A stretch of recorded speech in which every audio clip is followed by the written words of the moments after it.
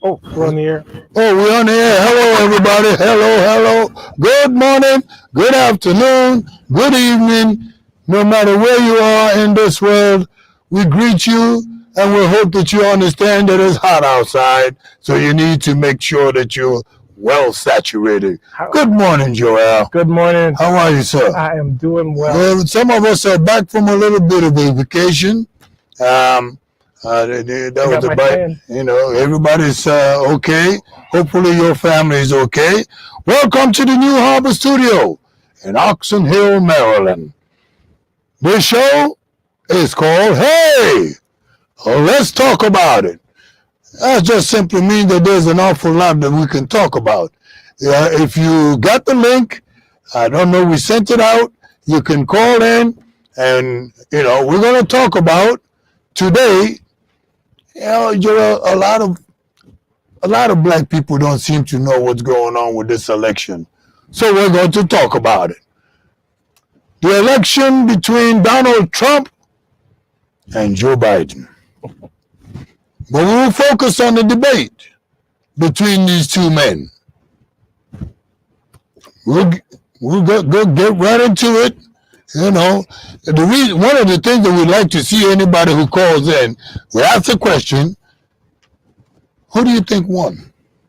Well, I tend to look at it from another angle. I think the Democratic Party wasn't sure. They wanted to make sure that this was more or less his job interview. It wasn't necessarily a debate per se, the way we look at a debate. Everybody knew that Biden, anybody who's in our age group who has those family members who are going through the change, understands we saw this a year ago. I'm sure the Democratic Party had meetings and conversations. They wanted to know whether they could actually ride this thing out, but I think he's deteriorating quickly. A job interview after 48 or 50 years in the White House and in the congressman, a senator, a vice president, a president, and he's still doing job interview? Well, we understand that as far as the presidency, we understand that what you have to be a minimum of 35 years old, but there is no age limit.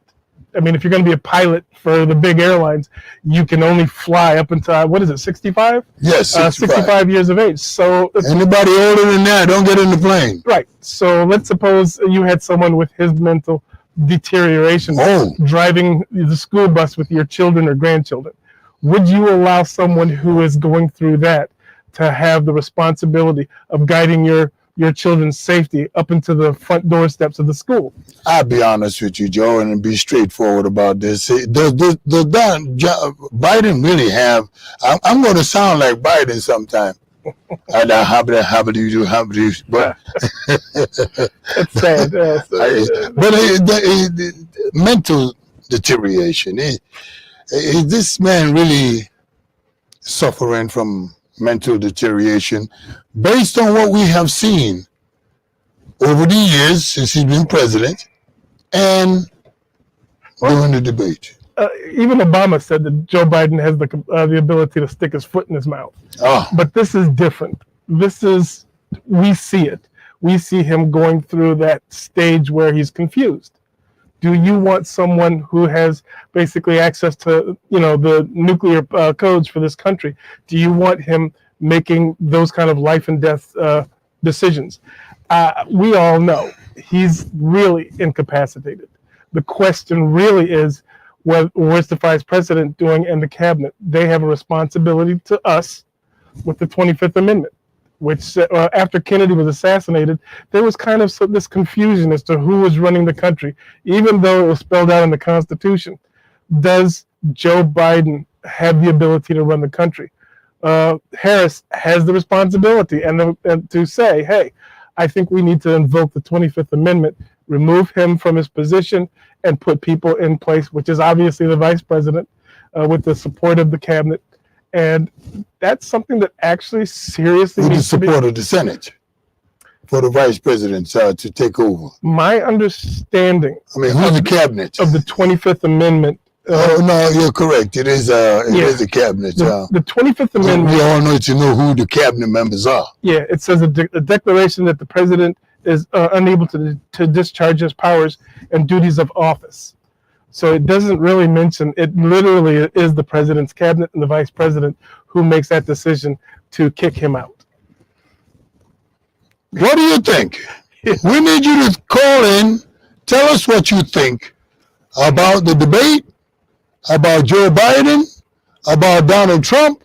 Is he a liar, as Joe Biden have said that he is, implying that he himself does not lie? I mean, if you call somebody a liar, that means that you're not. That person is. Well, my understanding, the last politician not to get caught in a lie was George Washington. That was the last one. All the others got caught. Everybody else got caught. So, well, we need to really actually talk about this lying episode, because it does determine. I don't really, to me, as I watched that debate, at first I was laughing, I'll be honest, and I was like, look at that guy. And then I realized, and I watched it twice, I started to feel bad for him.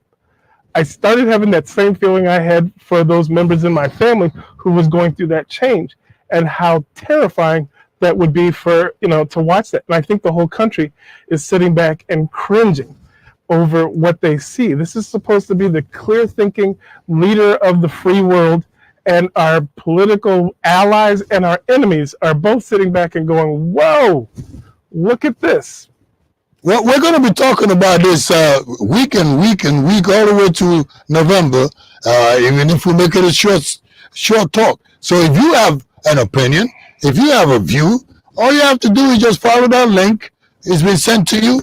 You have the link, call in, and we'll give you the floor to talk about. That's why we call it, let's talk about it. So don't think that if you don't call in this time, that we're not going to see you the next time. But I tell you, the one person that really bothers me a lot, Joe Biden, the president's wife. How can a wife see the suffering of her husband and literally just says, oh, get out there anyway? Well, remember, you have to remember, the history tends to repeat itself. Woodrow Wilson had a stroke in office, and he literally was sequestered in the White House. The only spokesman for him was his wife. So the question, even back then, 100 years ago, was, hey, who's the president of the United States? Is it the wife or something? Exactly. So in this case, the question can be asked, who's running the country? Is it Joe Biden? Is it Kamala Harris? Is it Obama? Is it Michelle? Is it, maybe Clinton a little bit? The presidency is a sacred. Or maybe, what's her name again?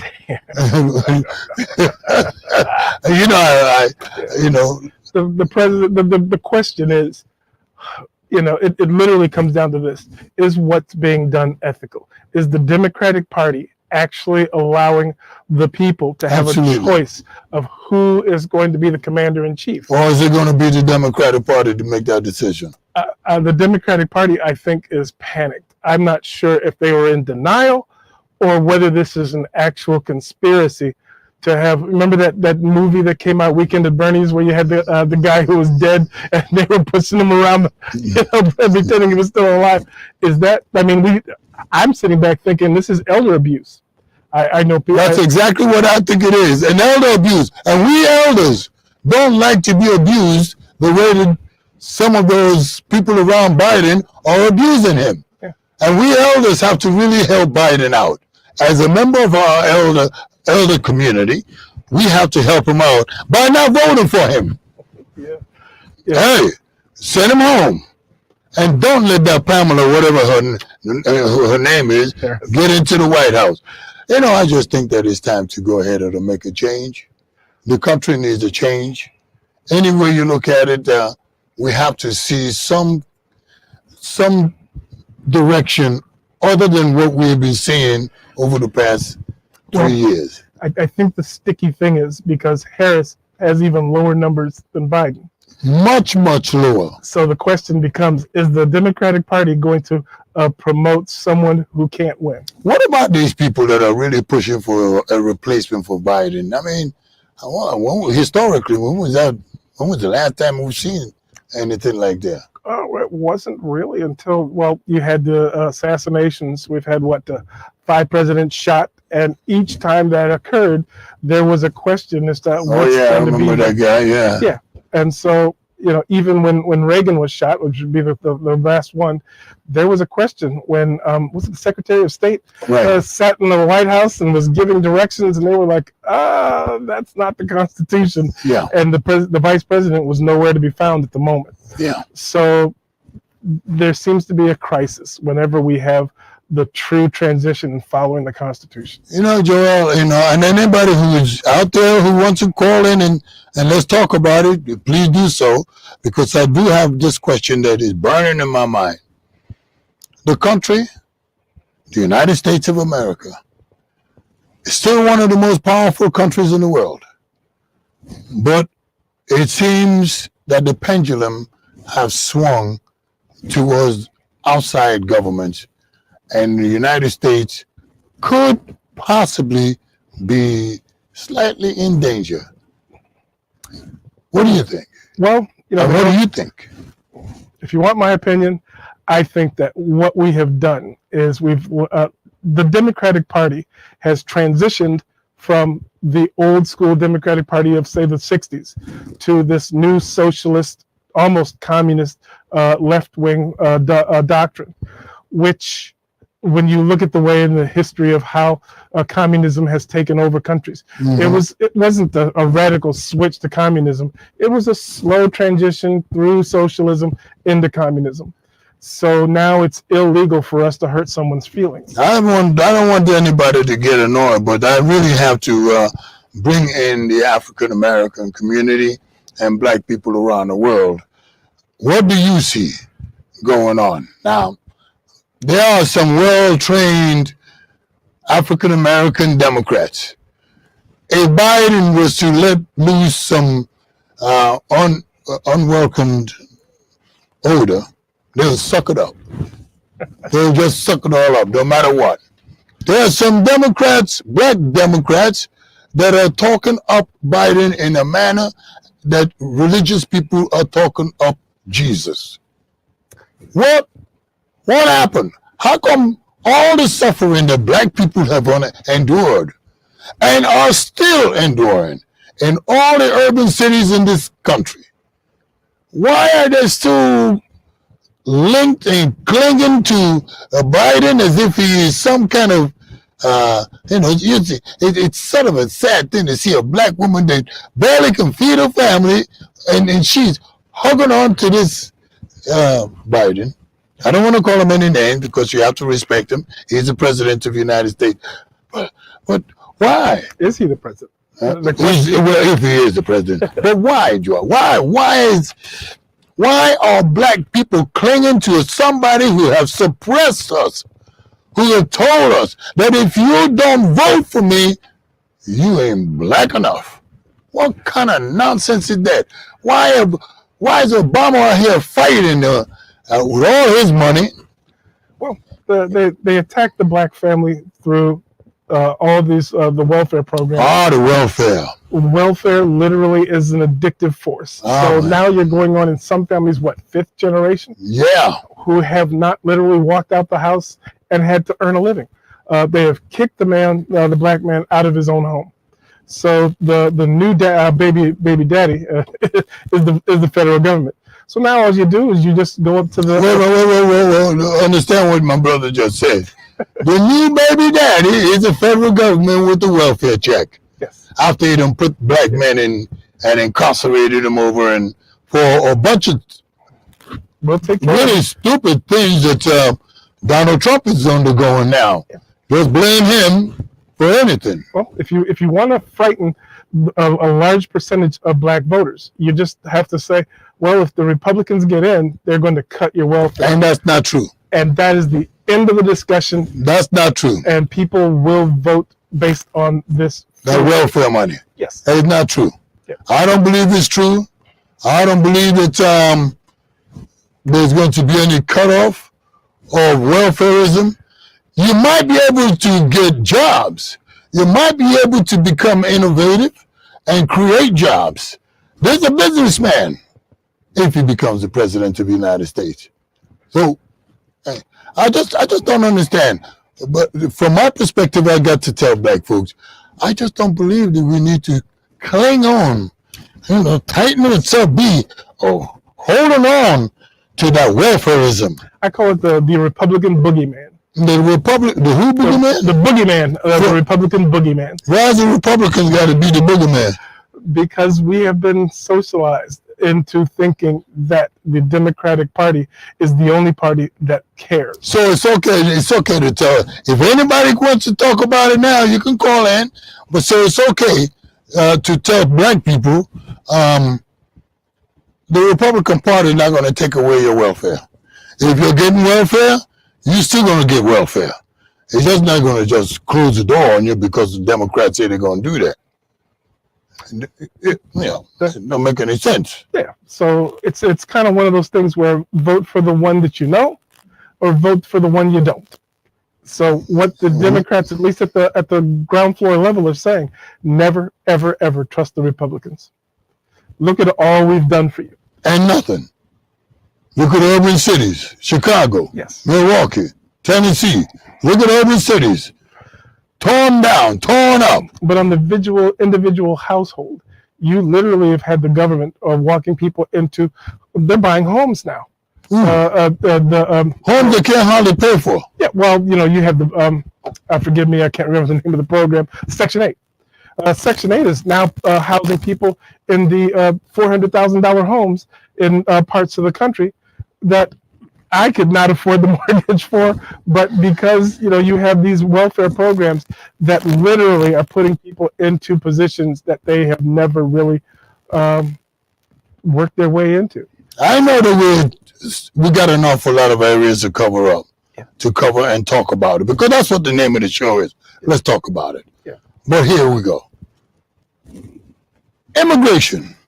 There's a lot of people coming into the United States by hooks, crooks, airline, under the water, under the bridge, anywhere they can sneak away and come into the United States. In the tune of 20 million people in particular, not just in South America, but the other ones are coming and joining them. Chinese, yes, Africans, yes, we know, we Africans are coming too.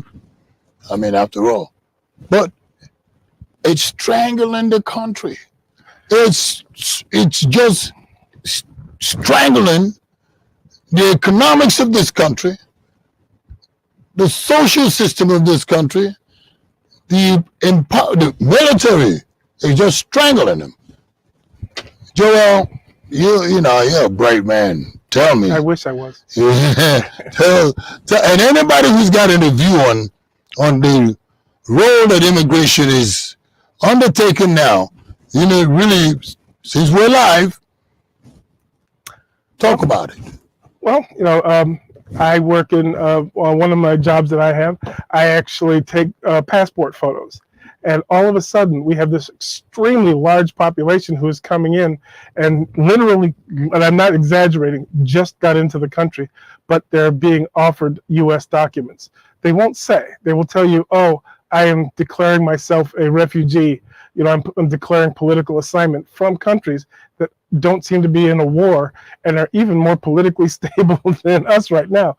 So doesn't matter as long as they're coming over, and apparently as long as they're voting for the political party in power. So it's a plan. Yeah. It's a plot. Bring them over, naturalize them as citizens, like that, by the stroke of a pen. You want to be a citizen? You're a citizen. There you go. Not a citizen, a voter. You want to vote too? You just came across and nobody knows who you are. You could be a criminal. Are you a criminal? No. Yeah, you can vote. So, my only question. And by the way, here's some money. Sure. Now, the only problem that I have personally, being a person of color, is what about the people who are coming from Ukraine? I understand that 400,000 of exiles are in the United States. I am not sure about that figure, but it is a substantial number. But you don't hear any objection because of what? Is it because these are white Europeans versus the people coming from the brown-skinned parts of the world? Mm-hmm. So there is a double standard again, with the treatment of these immigrants who are coming into the country. We have so much to talk about, including how much money that the Biden administration have given to Ukraine. I mean, you got enough money for Ukraine to use, and enough military equipment. My goodness, all the money could wipe out veterans that are in the street, and we're going to be having some veterans come and talk. So if you are veterans, reach out to us. We'll schedule you to come over and sit down in the studio and let's talk about it. All the money. Some people misunderstand that there is a link between NATO, Europe, and United States. It's linked. Yes. Maybe that's the reason why Biden doesn't think that all the money is a problem. Well, Biden, some of which they can't find. Biden is no longer there, to be perfectly honest, and we all know that. We're in denial as a country. However, as Eisenhower, when he was retiring from the presidency, warned the American people against the military-industrial complex. He warned, and this was a Republican. Mm-hmm. He warned, and he says, if you allow the military-industrial complex to take hold in this country, we will go from war to war to war to war. There is no incentive for the American military-industrial complex to have peace. So even with it's the lifestyle of the industry to go to war, keep fighting, killing, murdering, maiming. The money's not going to Ukraine. The money is a unlimited credit card to the military industrial complex of Ukraine. But the American can't even find the money. They don't. Can you imagine that?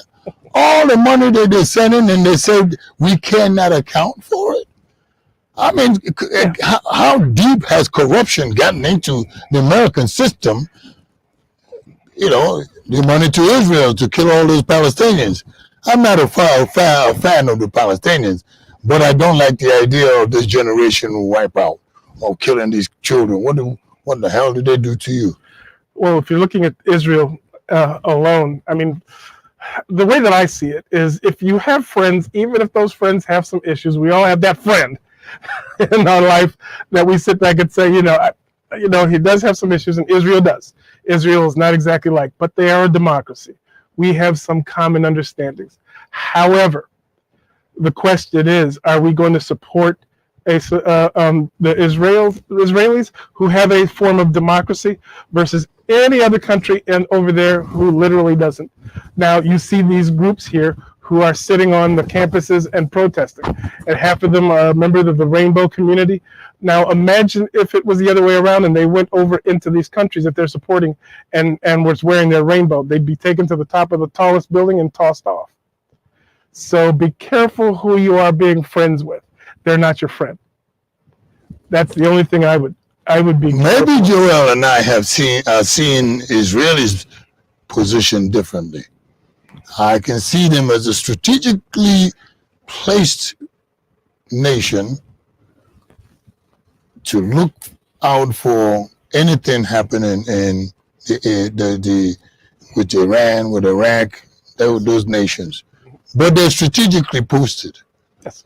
America has a lot of that everywhere. So, there's a part of me that says, I support the Israelis in something that they do. Not Schumer, though, Chuck Schumer. I think he's a jack, the other one. Chuck Schumer is the worst human being I know. I mean, the thing that him and Netanyahu are doing is just but I support the Israelis in some things. Well, in the things that they have developed for this country. and the products that they have developed, the technology that they have contributed to the growth of this country, and so much more. I cannot remember who the quote comes from, but it's all the quote is, nations do not have friends, just interests. Yeah, well, the United States has 800 military bases scattered around the world. There is nobody that comes close. I think China only has about 5 or 6, but growing. And so, therefore, we are the dominant superpower for now. We can now look at what's happened to England. It's interesting how Joel says, just for now. Well, things change. The pendulum does swing. Look what happened to the British Empire. What was it? The sun never sets on the Roman Empire, then the British Empire. Now, after they've given up their colonies, they're literally now. Oh, their colonies have kicked them out. Yes. You know, I prefer to say that, the French didn't exactly walk away from Burkina Faso and from Mali. No, they got kicked out, literally kicked out. And people like countries like in Nigeria, that's coming. That's a big one. Everybody is really going after Nigeria because of the natural resources. And of course, the disunity. Some people just don't understand. And listen, those of you who will be calling in, I said it. Nigeria is not a country. It's a corporation. And it has been a corporation from day one up till today. And the CEO for Nigeria is in Britain. Nobody becomes president of Nigeria unless they walk into 10 Downing Street, get their instructions, go back to Nigeria. It's a nobody. The one person that was running for president of Nigeria, Peter Obi, went to Downing Street, according to what I understand, and they didn't want him to come in because his ideology was quite different. So his ideology is frankly what the people of that region need if he goes that direction. Africa is in trouble and has been in trouble for centuries. Africa sits on top of the resources that the world needs. So the world's never going to leave Africa alone. It's just not going to happen. No, if they don't leave us alone, us alone, we're just going to have to beat their behind out. Well, remember now, the new movement, the entire center of the continent have removed the colonial powers from the east all the way to the west. Just remove them. Okay. Now, will the colonial powers come back? Oh, yeah, they're already there. And if they do, there's only one way they will come back. By war. Well, I have always said that I have an understanding that is very primitive of African politics. As a African American, we think of whatever that is as racial versus the African who thinks of himself as cultural. We have that disconnect. So you understand, Joel and I ain't agree. There's no such thing as African American. Well, yeah, I'm just using the term that people are familiar with. We are what we are. The question is sometimes they've been asked, what the hell is America? Well, yeah, being what we are, those are what we use now. Now, there's some people, Joel, that I've been expecting to call in and talk about this Alibo Development Foundation, ADF. I'm not sure if Professor Aka is on the air. There are some people that there's something that is new movement taking place. Frankly, the only thing that is happening now in that region, I don't like the word Nigeria. I just don't like it. It's because it's a corporation. It's not a sovereign nation. It's not. Anyway, you don't kill your own people if it's your people. And the one that is called Nigeria killed millions of other Nigerians. The Fulani, House Yoruba, killed Igbos in the millions. You're in the same region. So you can't possibly be a nation. Now, there's a lot of black people being killed here. But America is, frankly speaking, in the eyes of some of us, America is not a black man's country. Now, you may claim it, but it's not.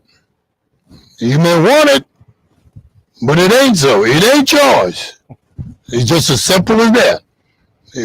Until someday that the black man can get it, we can contribute to the American war, American economy, the American political system.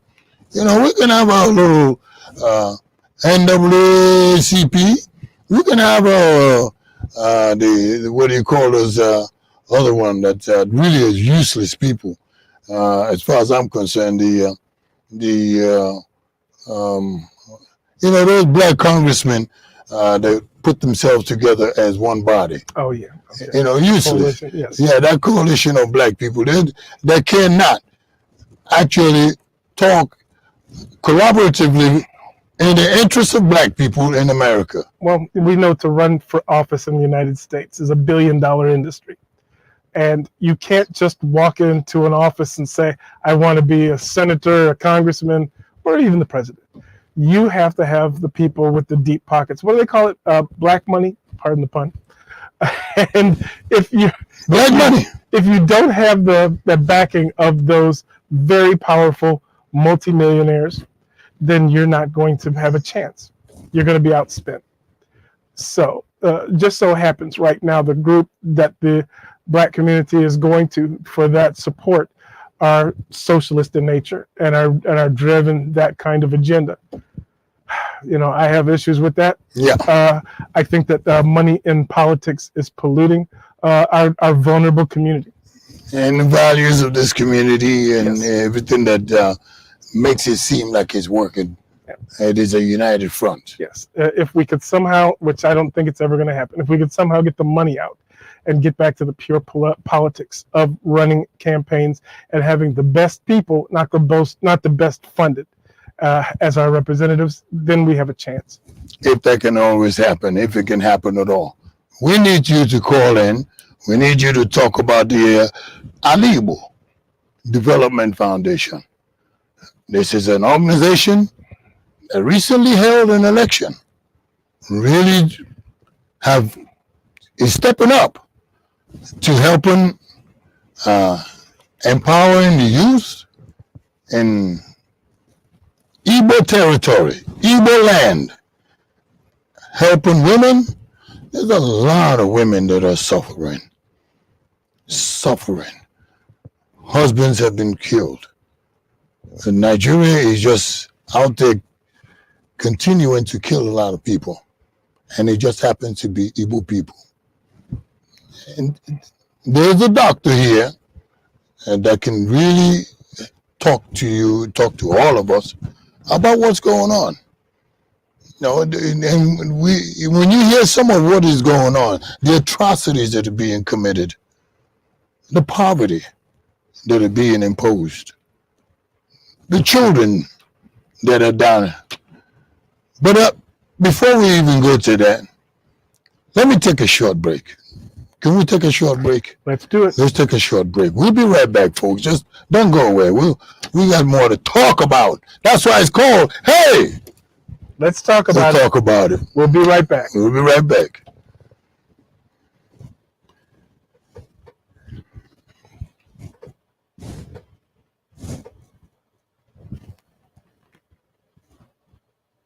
How'd we do?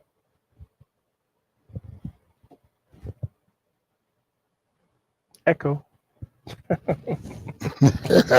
I know, I'm excited. Yeah. Let me drink a little water.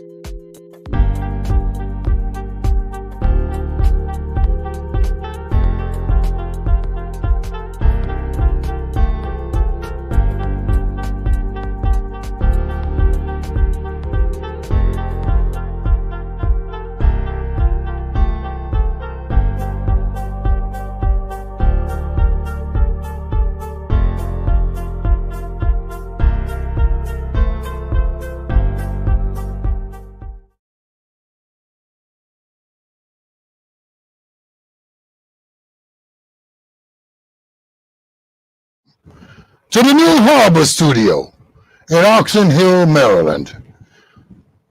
This show reflects on what is happening everywhere. Problems, dissensions, problems everywhere. So, what did we decide to do? It clicks. Hey, let's talk about it. So many angry people. So many pissed off people. Immigration, invasion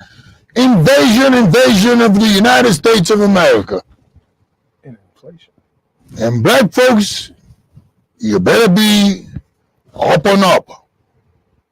Because the invaders, so to speak, are really taking the jobs, taking the housing, putting more black people out of their homes. Actually, in New York, they call squatters. Don't go on a vacation. You come back, there'll be somebody living in your house legally. And they don't have to pay a dime. I don't think that the people invading or the squatters are the immigrant community. From what I have seen up close, is a lot of them are coming across the border with tools. This is not just, these are people who have a skill that is in high demand in this country. Just a couple blocks away from me is a community that has been in decline. And the immigrant community has moved in there, and it has been a literal transformation. I just saw a house right now that they're putting up a couple blocks away from me. They literally came in there with spotlights. There was an old abandoned car. It was overgrown. The structure, they raised the structure, and within just a couple days, you have the structure of a house. The rate that they seem to be going, they're going to probably have that house put up. And these are immigrants, from the Latino world, and I'm just in awe. And the neighborhood is walking around going, how is this possible? It is a beautiful home.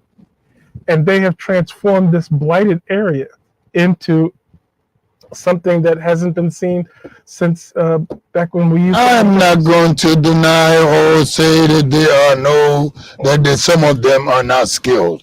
They come from a country. Yes. They destroy their country, or they're running away from their country. No.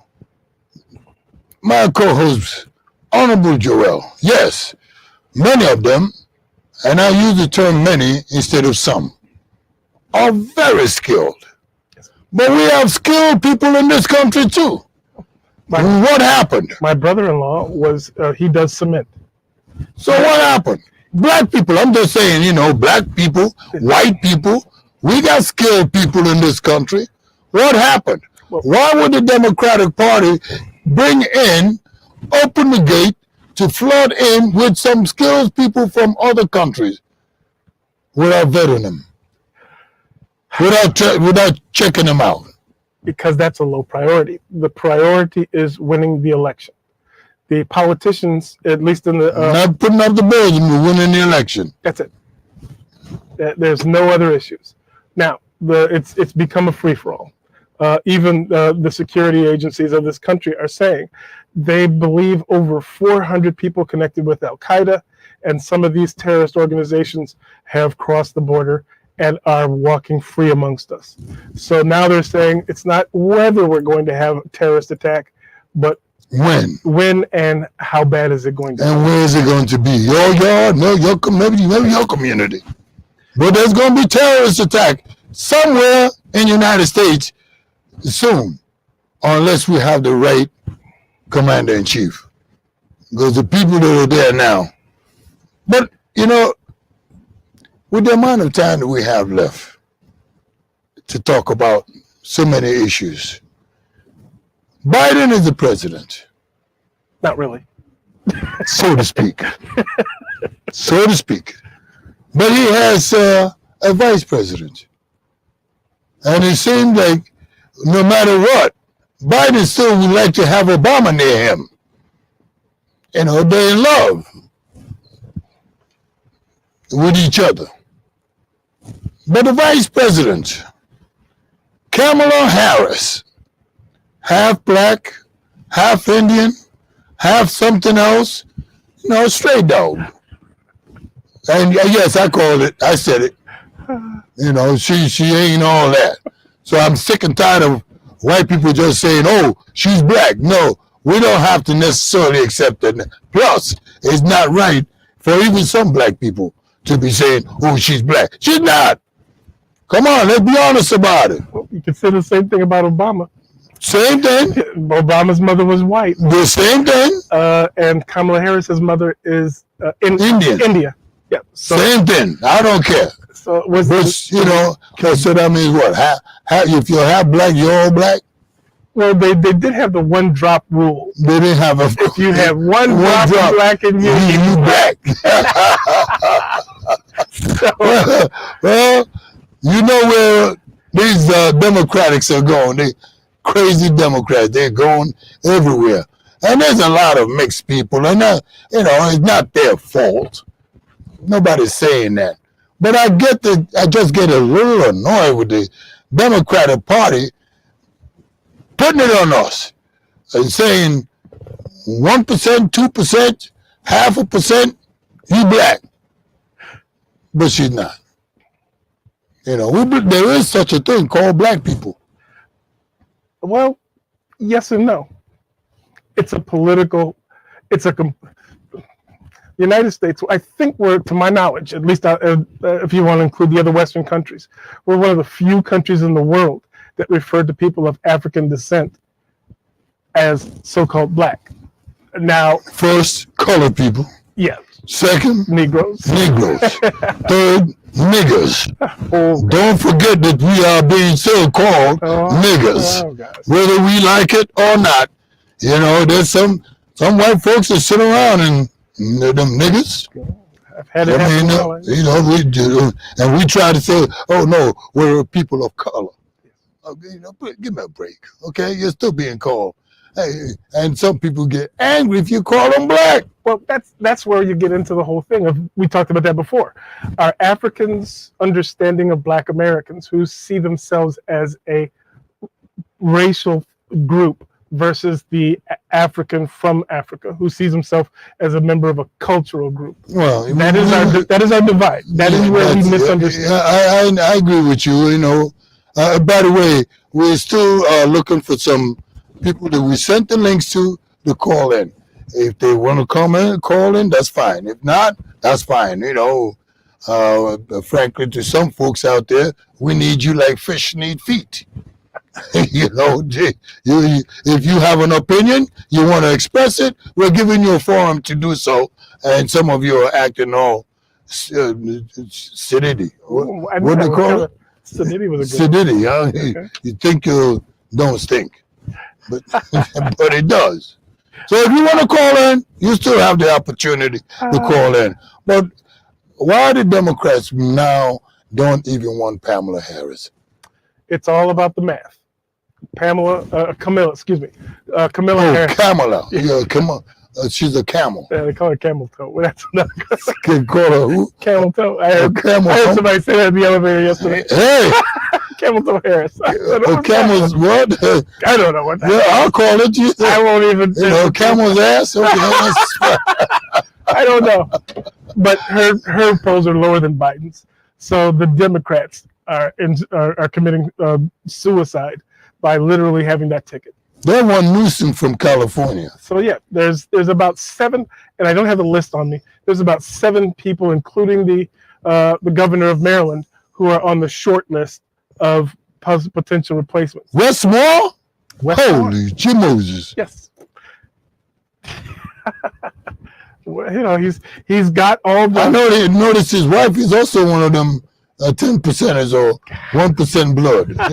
I thought she was black woman, but she's not. To be honest, if you put him in, he has a presence. People like him. What people are, not all of them, no. The Democratic Party are going. Not even them, they know that man ain't got. Have you ever seen this guy talk? Have you ever seen Wes Moore really stand still, his head wobbling like what they call those? He's doing I'm saying he's on the short list. I don't know enough to say about the other ones. I'm only joshing, but I don't like the guy. Okay. Yeah, we figured that out. And what's the guy running for president? I mean, for Senate? Former Governor Hogan? Yes. I don't like him either. But there's a lot of Republicans that do like him. Well, in the Senate, because the Republicans would like to have control of the Senate. So they'll even take a rhino. The way that the Constitution was written, as they separated all the different, the branches of the government, they wanted to have a legislature that could debate and have some things that they needed to work out and some things that they agreed with. I mean, you were talking about, I guess, the issues going on in your part of your country. Now, my understanding is only one political party is in. But Malcolm, some of us got a country. So if you have Biafra, if you have one political party who has taken over everything, you're automatically going to have a hostile, group that's going to say, "Hey, you're not representing our interests," and that's going to feed into a whole new fight. Yeah, well, that's just the way things go. So you can't have one political party. It doesn't work with the way humans interact. No, it does not. Yeah, especially when you're telling me that there are so many different ethnic groups, and I'm not sure about your nation because I'm learning from you about it. But I'm going to assume that even within the region, you're going to have different economic groups. You're going to have the farmers versus the industrial. And so therefore, you're gotta have representation that address those needs. Yeah, no doubt about it. Representations in the same area, in the same region. Yeah. So leaping not coming in there like Fulanis going around in Igbo land and infiltrating, invading, killing, raping. We're talking Hausa Fulani people. Let me back up a little bit because our time is getting short. We're going to be talking about this Ali Igbo Development Foundation. And when let's set up a plan for that to be maybe next week. Now that will give them time because it's something about the Igbo people. They don't just jump because you call them. They're like a little bit time to think about what lines what they're gonna talk about.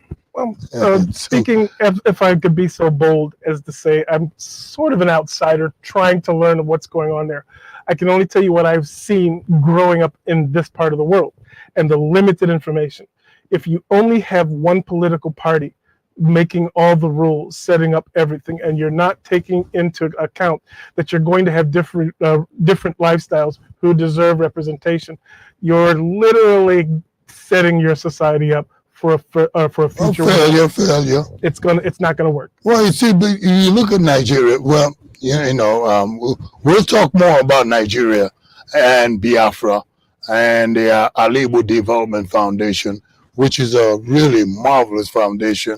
Unlike the other foundations that have existed in the world, Red Cross, World Igbo Congress, unlike them, the Ali Igbo Development Foundation at least has a mission, has a base, has a program that they want to work on. And that's one of the reasons why I would like us to go ahead and sit, maybe next Sunday, we'll call you again. And our topic that day, Sunday, we're going to invite Dr. Onyise. We're going to invite Taktaka. We're going to invite some of the elected officials for the ADF and let them go ahead and finally, because they just want time before they can. But we got to ask those hard questions. We're going to ask hard questions. Is there going to be equal? Is it going to go the way of all these African revolutions that we see over here, where you have this one group who just comes in and dominates? That's not fair. It doesn't work. And then all these outside groups, the Western powers, are going to literally stir the pot and manipulate them and do whatever they, take it over. Unless you come up with a proper representation that's going to have equal say, it's a time bomb. It's a time bomb. We're sitting on a bomb. But Ali Igbo, Igbo land, Igbo Buibo. Igbo Buibo is that Igbo is Igbo, no matter where they are, in the geographical location, Enugu, Anambra, Imo, Abia, Port Harcourt.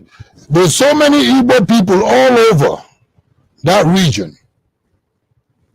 There's an old saying, if you go to Timbuktu, if you go to Alaska, if you go to Maine, if you go to Sweden, and if you don't see any Igbo people, get the hell out of there. Just move on. They're everywhere. It's the most wonderful people on this earth. The very people that, in my view, in my few years of life that I have, that I've been here, in my view, they are the one people that can really unite Africa as a continent. Oof, that's a big. Oof. I mean, nobody's ever united Europe. Nobody has ever united Asia. So I'm not sure if Africa, that's a wonderful theory. We're going to bring out some of the people that are now speaking. Not Patrick Lumumba, who they killed. Not Gaddafi, who they murdered. The one people that were talking about united Africa. And somehow Europeans get there to kill them all. There are some now that are doing it. But the one difference is there are many of them. You can't kill them all because by the time you start killing one after another, because you don't know which one they'll start going after. By the time you stop that or start that, it reminds me of a debate that a black college had at Harvard University, where at the end of the debate, a young man spoke. And he said when he was a child, and he was still a child, in Alabama, he saw black people being hung, black people being mistreated by white mobs, Democrats. And so what he said at the end of his debate was, what did these people do? What did that man that is hanging on the tree do to you? What did that woman do that you raped and abused and killed? What did Martin Luther King do wrong that you hurt? What did Malcolm X do wrong that you killed eventually? That young man says, you may have gotten away with what you have done, but the only reason that you're getting away with it is because I haven't retaliated yet. A young man. So white mobs, murderers, whether they're in Europe, whether they're in France, whether they're anywhere in the world, continue to do what they're doing to black people. Let's just say that when the young men, the young healthy men, begin to retaliate, I would now disagree with my co-host, that we will not be able to sustain or survive. We will. Okay. I can only say from my side of it is human nature is global. That humans, we are a warlike species. We can't get along with this group. I mean, even in the cities of America, you've got East Side versus West Side all over the world, all over the country, and they're killing each other because there is this perceived artificial difference, whatever that might be. Certainly remind me when I was in New Brunswick, New Jersey. Hello, New Brunswick folks. We lived there for a long time, and there was gangs uptown, downtown, until someday I took a table and I put it in the middle of the housing complex and invited everybody. You want to fight? Let's do it on the football field. And they came and they signed up. And it was that time that I finally told all of them, you don't own uptown, you don't own downtown, you don't own anything. The only thing that you own is that uniform we're going to give you to beat each other up in the field. That's a Pop Warner. And boy, did they do it. And that just reminded you of what you just said, Joel. I am just so happy. I'm sorry to see that Biden is in the condition that he is in. It is a senior citizen abuse. These people that are pushing him are killing him. Yeah, they literally are killing Joe Biden. I said it. His own wife. And anybody who's angry about what I said, that's up to you. It's not fair. If the man is sick, he's sick. Nobody's so quiet and seem not concerned about it. Some people are complaining about it. Oh, he doesn't look right. We knew that. But they said that the dementia. How can you diagnose somebody with dementia, Joel? I'm very, very annoyed with these people. How can you diagnose somebody with dementia and say it was just a cold? That's the sickness of politics. These people are concerned about losing their political advantage and don't care about you, me, or even the health of the President of the United States. They care about their political positions. And their pockets. There's an old saying that goes, baby diapers and politicians should be changed frequently for the same reason. Stink. Ooh, I like that. Baby diapers. You all know what goes in a diaper. Well, and politicians, but I tell you, when I was a kid, we ain't had no diapers. Oh God! Oh.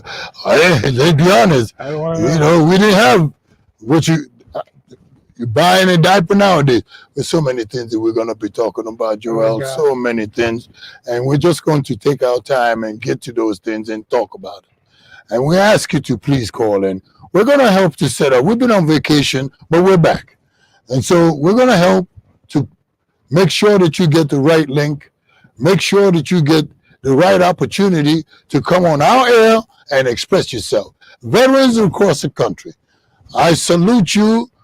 Now don't get all freaked out about my Igbo hat.